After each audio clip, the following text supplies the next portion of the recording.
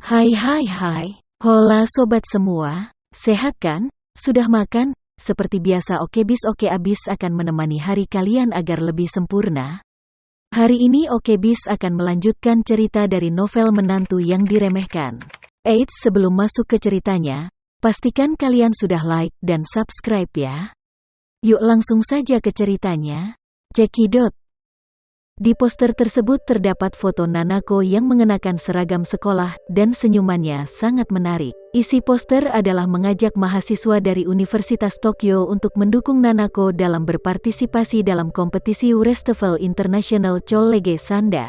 Mereka bahkan memberi label Nanako sebagai tidak satu kebanggaan wanita Jepang dan pesaing kuat untuk medali emas Olimpiade. Tama melihatnya dan tidak bisa menahan menggelengkan kepalanya. Semua label ini dipasang oleh teman sekelas yang memiliki harapan tinggi untuk Nanako. Namun, label ini juga menyebabkan penculikan moral Nanako sampai batas tertentu. Ini seperti memberitahu Nanako sepanjang waktu bahwa Anda harus menang, atau saya minta maaf atas harapan yang kuat dari kita semua. Dibandingkan dengan slogan dukungan utilitarian semacam ini, Tama merasa lebih baik mengatakan kepadanya, bekerja keras saja, dan kami akan mendukung Anda meskipun Anda gagal. Memikirkan hal ini, Tama menggelengkan kepalanya dan menghela nafas, mengeluarkan ponselnya, dan membeli poster bioskop ini sebagai oleh-oleh.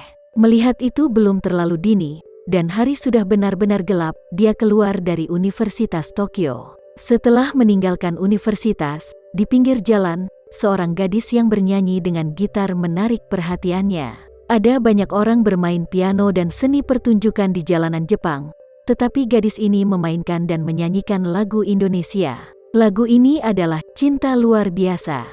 Kalimat "Aku telah melintasi pegunungan dan lautan, dan juga melalui lautan manusia, semua yang pernah kumiliki, tiba-tiba menghilang seperti asap tiba-tiba mengenai hati Tama, membuatnya berhenti." Gadis ini sepertinya berumur sekitar 20 tahun.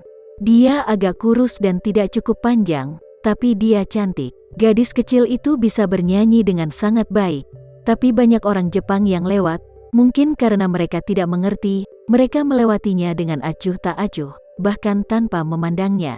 Dan kotak gitar di depannya hanya berisi sejumlah kecil yen.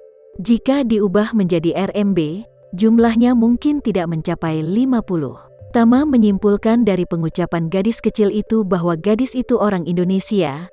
Jadi setelah gadis itu selesai menyanyikan lagu itu, dia bertanya, apakah itu bahasa Indonesia? Gadis kecil itu mengangguk, tersenyum manis, dan berkata, saya dari Provinsi Jawa Barat. Apakah Anda juga orang Indonesia? Tama tersenyum dan berkata, aku dari Jakarta. Setelah berbicara, Tama bertanya kepadanya, apakah Anda bekerja atau tinggal di Jepang? Tidak, aku belajar di sekolah.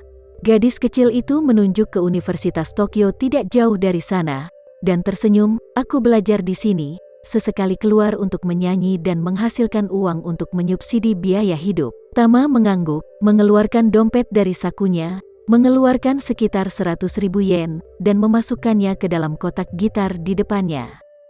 Gadis itu terkejut, dan buru-buru melambaikan tangannya, Tuan, Anda tidak perlu memberikan uang sebanyak itu. Tama tersenyum tipis, senang bertemu dengan rekan senegaranya di negara lain. Karena takut gadis itu akan mengembalikan uang kepadanya, dia berbalik dan pergi. Pada saat ini, beberapa pemuda Jepang mendatangi gadis itu, salah satunya menyambar gitarnya, dan berteriak, siapa yang memintamu menyanyi di sini?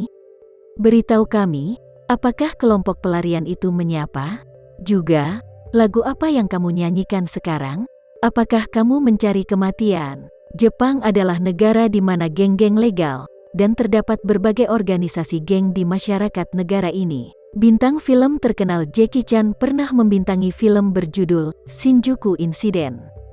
Latar belakang cerita dalam film tersebut adalah gangster Jepang. Di Jepang, formasi Yamaguchi dan Inagawa secara alami akan menjadi bos besar di puncak rantai makanan. Namun, tidak semua gangster adalah anggota grup Yamaguchi dan Inagawa.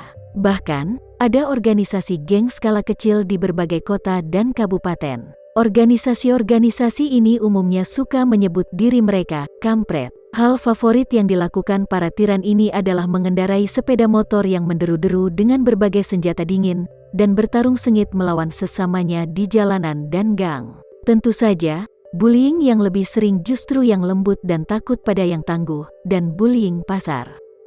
Gadis yang bermain dan bernyanyi, melihat beberapa perusuh mendapat masalah dengannya, buru-buru memohon, "Maaf, tidak tahu ini wilayah Anda, saya tidak akan datang lain kali. Maafkan saya kali ini." "Tidak datang?" Gangster yang merebut gitar gadis itu dengan tegas menegur. Jika setiap orang yang nakal bisa lolos hanya dengan satu kalimat jika dia tidak datang lain kali, di mana kita menempatkan wajah gangster wenjing? Gadis itu bertanya dengan gugup, "Lalu bagaimana Anda bisa melepaskan saya?" Mafia itu melirik uang tunai di kotak gitar di depannya.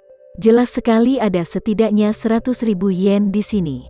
Untuk mafia yang menganggur ini adalah kekayaan yang sangat banyak, cukup bagi mereka untuk menghabiskan 1 atau 2 hari. Oleh karena itu, dia mencibir, "Sangat mudah membiarkan kami melepaskanmu, tinggalkan gitar dan uangnya."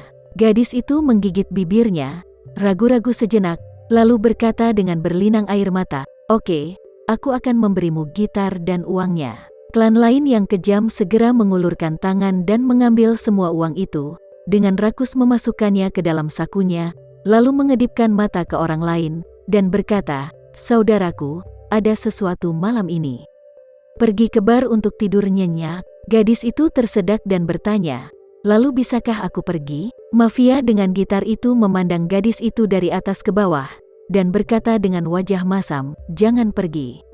Aku pikir kamu terlihat baik, jadi mari kita ambil gitarmu dan menyanyikan lagu untuk saudara-saudara, dan kemudian pergi ke bar bersama saudara-saudaraku untuk 1 malam." "Tidak." Gadis itu mundur beberapa langkah tanpa sadar, berbalik dan ingin melarikan diri. Tanpa diduga, pria itu tiba-tiba menghampiri, mencengkeram pergelangan tangan gadis itu, dan mencibir, "Mau lari? Jangan tanya saya siapa Onizuka Ryuji."